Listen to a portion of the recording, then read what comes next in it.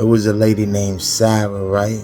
When Sarah was 13, a man named Mark came into her house, killed her moms, killed her pops, and killed her brothers.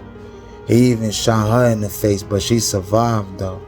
You know, they say that Mark was having like an affair with her moms, and then he went into some like wild, crazy, jealous rage and went up in there and tried to kill the whole family. But like I said, Sarah survived though, right?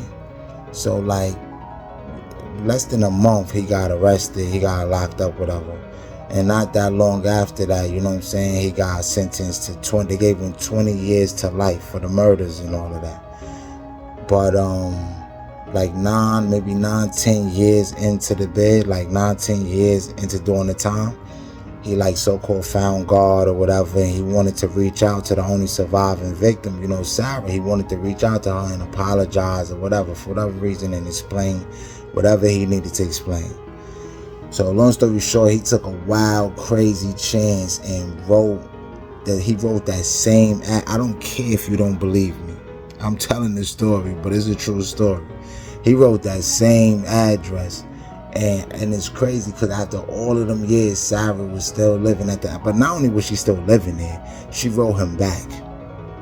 And for wild years, they kept writing each other back and forth. I don't know what was in the letters, but I know they just kept writing each other back and forth. Obviously, she fell for him because then, after a couple years, she started visiting him. Word, like it was like routine. Like she steadily was coming to visit him. Packages, all of that, money on his books, all of that. Word. So one day he went down on the visiting floor and he proposed to her. He asked her to marry him and she accepted and all that, and they got met while he was in prison. They got married. Word. Like, listen, so they was getting trailer visits, the whole nine. They was rocking out. So they gave him 20 to life, but he ended up doing 22 years. You see what I'm saying? So he was 25 when everything went down. He came home when he was 47. You see what I'm saying? Sarah was 35 when he got out. When this man was 48 years old, he was locked up again for her murder.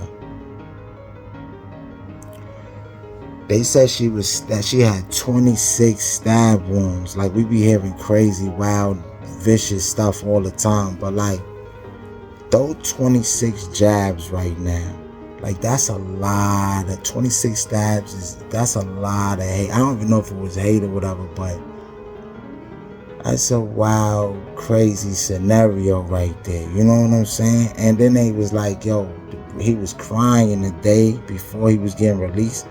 You know, like, if you've been in jail that long, you accumulated a lot of stuff. So he was giving away all his stuff and he was crying. And mostly everybody was like, he crying tears of joy. He about to be released and get out of prison. But a few of us was like, them tears is kind of, they're kind of weird. You know what I'm saying? But, yeah. True stories, fake names.